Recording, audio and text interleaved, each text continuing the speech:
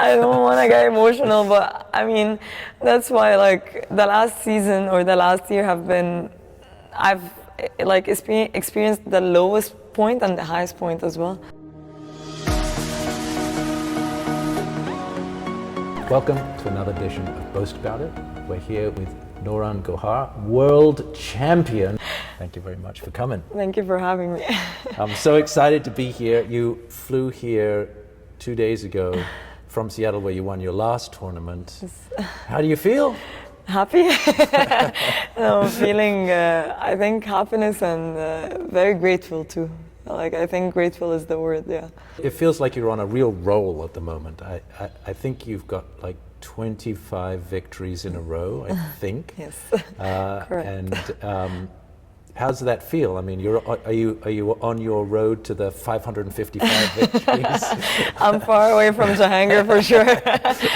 To be honest, I didn't count them. Like, I was just playing and thankfully winning, and then the numbers just added up. And then they were like, that's the 5th tournament in a row, so 25 matches. So I was like, okay, it feels good, obviously. That's probably the healthiest way to think about Yes. it, is every moment at a time, not, oh my God, what's the 20, you know. Yes, really for sure. I've always been a person that always look in the future or what's going to happen next and not really living the moment. I'm always anxious about the future, and since the injury and since starting working with my mental coaches, I think we try to like focus on the present, focus on the moment, which definitely helped me drastically on court. And even in my preparation for matches and big matches, I just take it a match at a time, and I'm not thinking about the occasion itself. Even if it's the final of the World Championship or the final of the World Tour Finals, it's just another match that I want to win. And I'm a very competitive person anyway, so I know that any match I'm gonna play, I just want to win. So if I just focus on that, it will definitely help me and just get the pressure out a bit. It's such a great metaphor for life. I think we would all do better if we just lived in the moment. For sure, and but it's hard to get there. It's so hard. Yeah. It's so hard. It seems easy, but it's very hard to get there. Very, very, very hard. Let's talk about your injury for a moment, because you were off the circuit for a little while, Yes. but you seem to have come back better than you were before you were at your peak, and you were world champion, so I don't even know how that happens. But talk to us about the injury and about how you feel coming out of it. So yeah, the injury obviously was a very tough moment for me, because I was world number 1 when I got injured, so obviously I was playing the best squash at that time. Right. So to be, as an athlete in any sport, I think to be injured and not being able to compete, that's the worst thing that can ever happen. It's even worse than losing matches. Obviously, losing matches is a very bad feeling, but not being able to compete, you feel like you're just paralyzed in a way, like because an athlete, like, their body is their asset, so you feel like your asset is kind of gone or not working. And for my heel, actually, it's funny, like when you think about a heel, you feel like it's not a big muscle, it's not a big issue, like it's not like a hamstring or back pain, but believe me, it holds your whole body. So if it's not functioning properly, you can't even walk. And if I understood correctly, you competed with the injury Yes, for a little while. I did. That probably didn't help. I'm No, guessing. it was very dumb. It was very stupid. But I didn't know, to be honest, and many people didn't know, because it's kind of an unusual injury, I would say. So I had this at the very end of the season of 2022, 2023, and then I went in my off season with the pain, and then I was still trying to do some rehab, physio, and like try to train as well. I was trying to juggle between and find like the balance, but it was still very painful, and I went into the season actually injured. But again, they were only talking about just a normal plantar fasciitis, which everyone has, and a lot of people have, even if they're not athletes. And then I actually torn my plantar fascia, like 9mm tear, which is a big tear. Like the plantar fascia itself, I think it's like a 12, so it's like a complete tear, kind of. Wow. And yeah, that was the quarterfinal of my first tournament in the season in Paris. And then I kept on playing. I played the semis and the finals with the tear. And then flew first to Dubai. We had like a training camp there.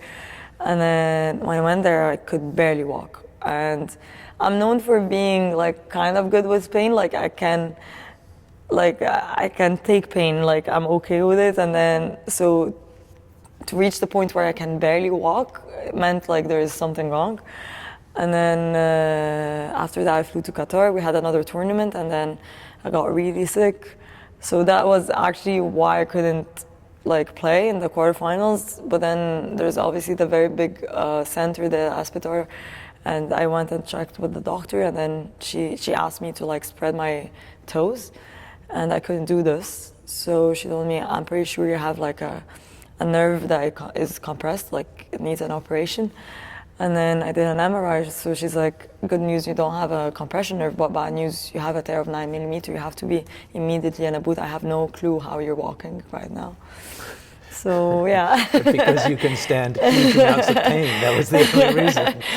So yeah, I was in a boot for like 6 to 8 weeks.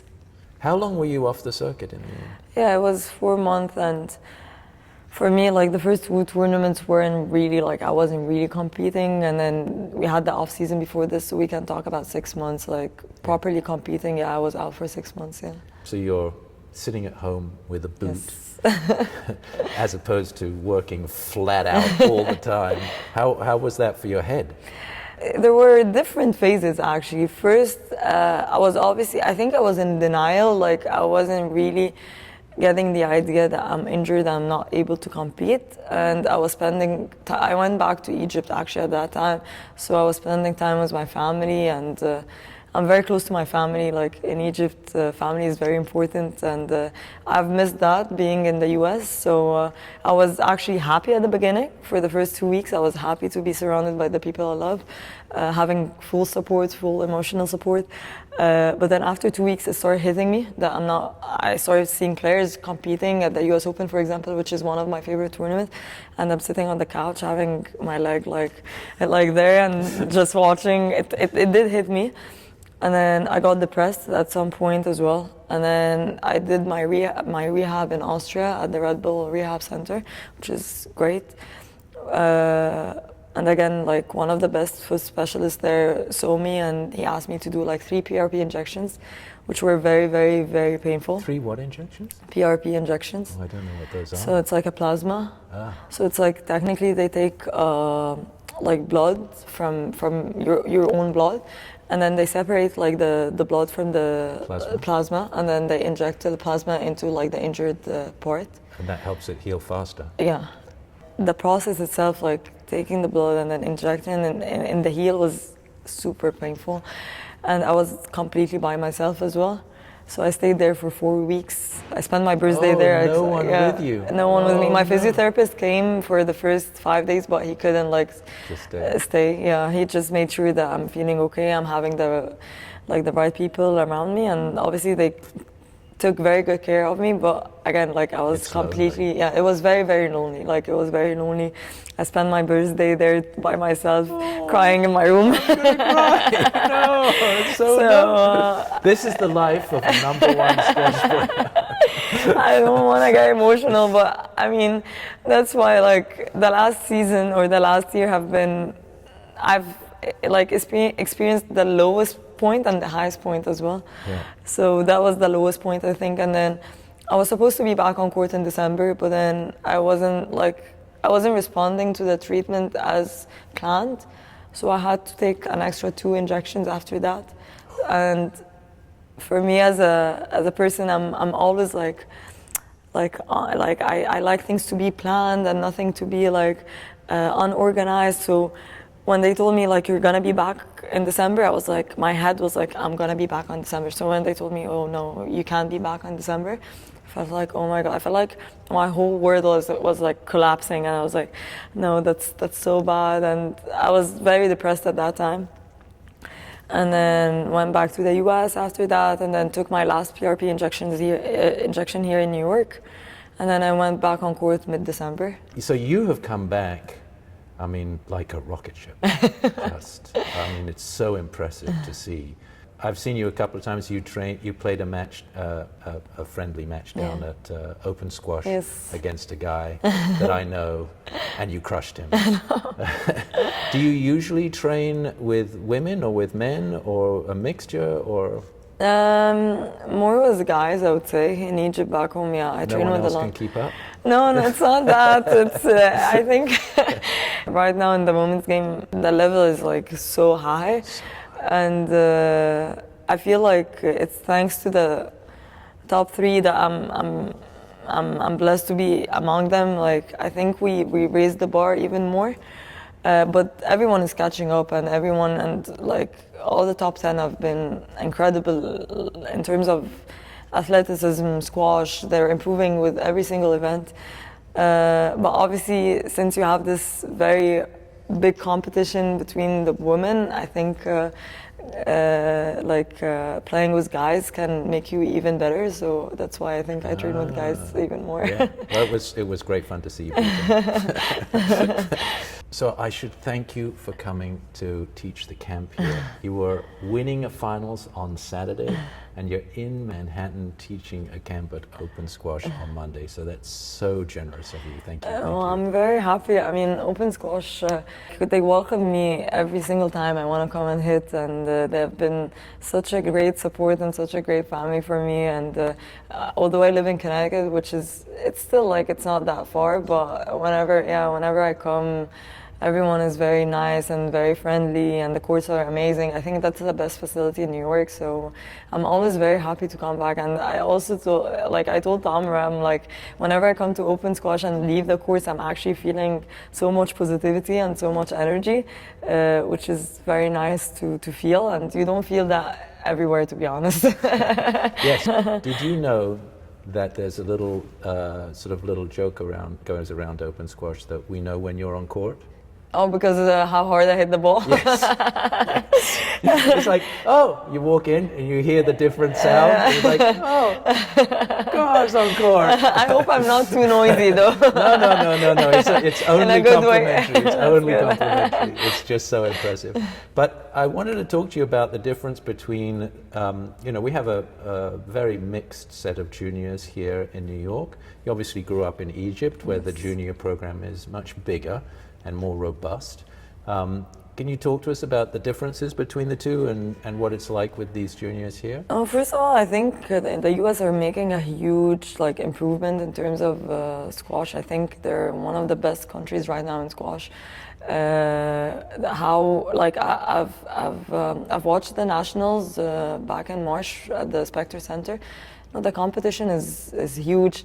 You have tons of Egyptian coaches actually now coaching here, so you feel like you're more in a tournament in Egypt. So they're taking it very seriously, and obviously squash being in the Olympics for LA 2028, I think has a huge impact on squash in the US, and it's a great time to be part of it. But in Egypt, we have always had this fierce competition since a very, very young age. And in a draw of, I remember playing under 11, and you would find 260 people competing, girls and 260 boys. So obviously with the competition, you're gonna find 10 that are really good. Yeah. And we started that from a very, very young age. You find kids that has 9 years old, and they're hitting the ball super hard, running around the court as if they're 15 or 16. But I think it all started with the Egyptian Open. It was a very big tournament in Egypt and a very big deal. Back in the 90s was Ahmed Barada, which was the icon of squash at that time. And all the top 10 players now, man or woman, used to go and watch him. And they wanted to be like him. So to have a role model or an icon that you want to follow in their footsteps definitely helps. And I feel these are the two main things why we're really good in squash, I feel. Yeah, thank you for being a role model to some of the kids here, because I think I saw them at the end sort of looking at you with big eyes. It's just, we're very, very, very grateful. One of the things you mentioned was how important culture is to you. Yes. And your family and the Egyptian culture, but you have moved here to the United States. Have you found a good community here? What's that been like for you? So I moved to the U.S. because I got married, and my husband is Egyptian, 100% Egyptian, but he used to study at Wayne State in Michigan, and then he did his master's as well. And then so he has been here in the U.S. for maybe 10 years. And when we got married, we thought the U.S. would be a good place to start our life. And I was like, okay, let me try. As I said, I'm very close to my family. My comfort zone has always been Egypt. I have a great community there. I have my friends. Everything is very easy for me. But it was good to move to the US to get out of my comfort zone, because I always feel like if you keep on being in the same place, in your own comfort zone, you will never develop as a person. And I felt like moving here would make me develop not only as a squash player but also as a person. So, which has been the case. Obviously, at the beginning, it's very, very different than Egypt. A lot of things are more convenient. But obviously, the social part has been a struggle at the beginning. I had some homesickness. It's a very different culture. Yeah. But the good thing is we had a lot of friends from different actually backgrounds. Like some are Asians, Chinese, Australians, Egyptians as well. So it was actually an eye-opener experience, I would say, and I actually enjoy it very much right now.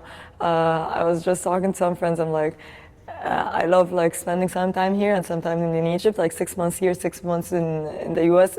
US has become a second home for me, and I do miss it when I go back to Egypt. I do miss here. I do miss a lot of things here, a lot of easier things. Egypt can be very chaotic. So a bit of both like is good for my soul. So it sounds like maybe your ambition is to sort of have a foot in both places. I think so. I think that's the perfect combo for me. Like, I'm lucky that we have a lot of tournaments in Egypt. Yeah. We have like maybe. So you're always going to go So back. I always go back. So again, like I feel like I have 2 homes, which is great to have. Yeah. That's awesome. You just run another tournament in Seattle. Yes. And they gave you an Xbox. Yes, they did. Have you ever played on an Xbox? I think when I was very young. Well, my brothers are crazy about Xbox. I haven't been like a PlayStation or Xbox person really. Even my husband doesn't really play that much. Yeah. So I thought, okay, I don't really need it, right? So my physiotherapist's son loves the Xbox, so I was like, you just can have it. And then my husband was like, no, I want to have it. And then my brother was, I want to have it. So it was like kind of a fight about the Xbox that wasn't even allowed to like get it for myself. So the Xbox right now, we don't really know who it's gonna belong to, but it's okay. It seems like it was a good prize. Yeah. Well, thank you so much for coming. Thank you. Thank you for having me. Great talking to you. Thank you for doing the camp at Open Squash. It's my pleasure. You are always welcome here. Thank you. I hope that every time I go in, I can hear that extra hard hit and know that you're in the center. Thank you so much. Thank you. Thank you. A pleasure. Okay.